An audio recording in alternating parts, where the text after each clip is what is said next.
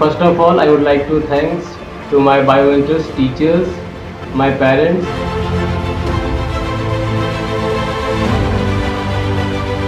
अगर आप अपने टीचर्स को फॉलो करते हो तो आप 100% है कि आप 700 प्लस भी स्कोर कर सकते हो।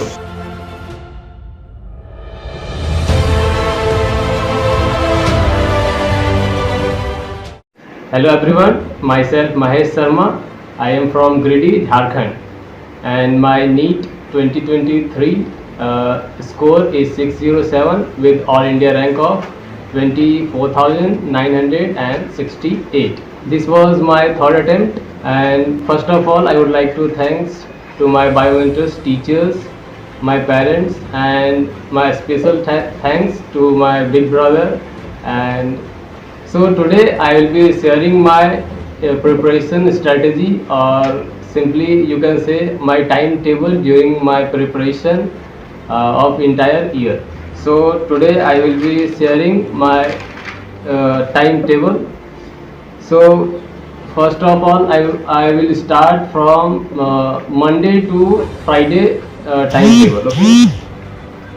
So मैं सुबह 7 बजे से स्टार्ट करता था अपनी प्रिपरेशन, जहाँ मैं सबसे पहले biology, our favourite subject biology से हम स्टार्ट करेंगे, जहाँ पे डेली मैं अपने बायोलॉजी को डेली लगभग 4 घंटे देता था, जिसमें से 2 घंटे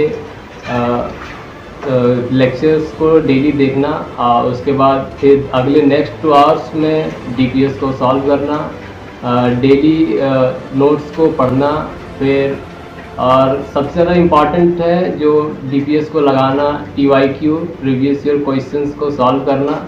तो बायोलॉजी तो वैसे हम लोगों की फेवरेट सब्जेक्ट है, तो उसमें हम 4 घंटे में ज़्यादा से ज़्यादा कर सकते हैं।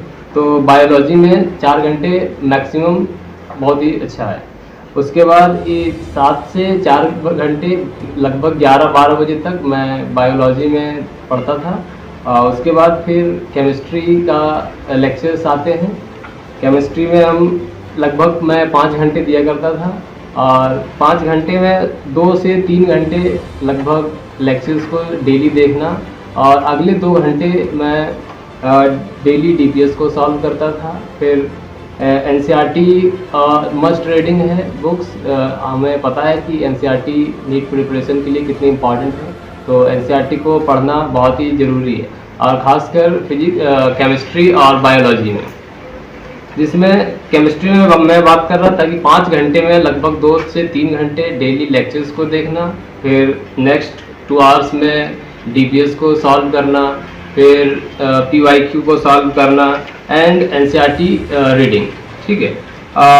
मैं एक और बुक को प्रीफर करना चाहूँगा, जिसको मैं पढ़ता था, एमटीजी का मंथली मैगज़ीन, जो मैंने पूरे इंटायर अपने प्रिपरेशन में 1 साल तक पढ़ाई किया है, और उसी से मैंने काफ़ी क्वेश्चंस भी प्रैक्टिस किए हैं। फिर फिजिक्स का मैं बात करूँगा, जिसमें लगभग 5 घंटे में डेली फिजिक्स को दिया करता था, जिसमें से 2 से 3 घंटे फिर लेक्चर्स को देखना, फिर डीपीएस को सॉल्व करना, डेली पीवाईक्यू को सॉल्व करना। फिर उसमें भी कुछ एनसीईआरटी के कुछ टॉपिक्स हैं जिसको डेली पढ़ना, फिर एनसीईआरटी के कुछ न्यूमेरिकल्स को फिजिक्स में सॉल्व करना। ये सब स्ट्रैटेजी होती थी मेरी। उसके बाद ये मेरा मंडे से फ्राइडे तक का टाइम टेबल है। उसके बाद सैटरडे और संडे, हमें पता है कि बायोमेट्रिक्स में सैटरडे और संडे को स्पेशल डे होते हैं, क्योंकि सैटरडे को हमारा ऑनलाइन टेस्ट होता है और संडे को हमारा ऑफलाइन टेस्ट होता है। तो सैटरडे को मैं सुबह 7 बजे से लगभग 1 बजे तक अपनी पूरा वीकली रिवीजन करता था फिजिक्स, केमिस्ट्री, बायोलॉजी में। बायोलॉजी में आप ऑन डिमांड टेस्ट देके अपना रिवीजन कर सकते हैं। जो भी आपने पूरे वीक पढ़ा है उसको ऑन डिमांड टेस्ट देके उसको आप रिवाइज कर सकते हो। जो क्वेश्चंस को आप गलती करते हो उसको आप कॉन्सेप्ट के थ्रू फिर से एक बार रिकॉल कर सकते हो। फिर केमिस्ट्री में हम बात करें तो मेरा सैटरडे को होता था कि मैं सुबह फिर केमिस्ट्री को रिवीजन के लिए पीवाईक्यू करता था। फिर अगर डीपीएस का रिवीजन हो पाता है तो वो आप कर सकते हो। उसके बाद फिर ऑन डिमांड टेस्ट आप केमिस्ट्री में भी दे सकते हो। फिर फिजिक्स में आप ऑन डिमांड टेस्ट उसमें भी दे के आप अपना कॉन्सेप्ट को एक बार रिकॉल कर सकते हो टेस्ट देने के पहले। फिर सैटरडे को फिर 2 से 5 आप टेस्ट देने के लिए बैठ सकते हो। ठीक है, ये सैटरडे का। फिर 5 बजे से आप थोड़ा सा रेस्ट भी ले सकते हो 1-2 घंटे के लिए, फिर रात में आप एक बार फिर से रिकॉल कर सकते हो। ये मेरा सैटरडे का प्लान होता था। फिर संडे को आप ऐसा कर सकते हो, संडे को हमारा जो ऑनलाइन टेस्ट होता है उसका रिजल्ट आता है, फिर आप उसको आप एक बार एनालाइज करें, एक बार उसकी सारे एक्सप्लेनेशन को देखें और आप अपनी मिस्टेक्स जो जहाँ पे आपने किया है उसको एक बार फिर से रिकॉल करें, उस कॉन्सेप्ट को फिर से एक बार देखें और जो जो मिस्टेक्स हुए हैं उसको आप अपने कॉपी में भी लिख लें। या ऐसे इससे क्या होगा कि आपको फ़ायदा मिलेगा।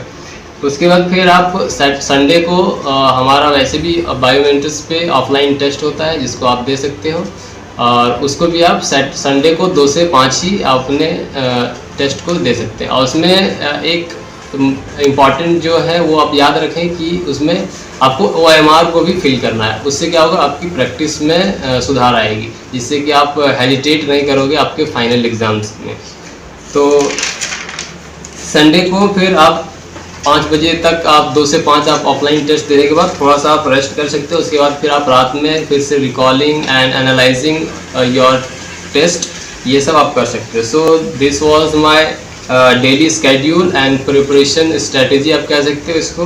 अगर आप अपने टीचर्स को फॉलो करते हो तो आप 100% है कि आप 600 प्लस, और अगर आप अच्छे से फॉलो करोगे, अच्छे से आप मेहनत करते हो तो आप 700 प्लस भी स्कोर कर सकते हो इन योर फर्स्ट अटेम्प्ट। तो सिर्फ पढ़ाई से नीट क्लियर नहीं होती है, इसमें स्मार्टनेस और डेडिकेशन भी चाहिए। Thank you.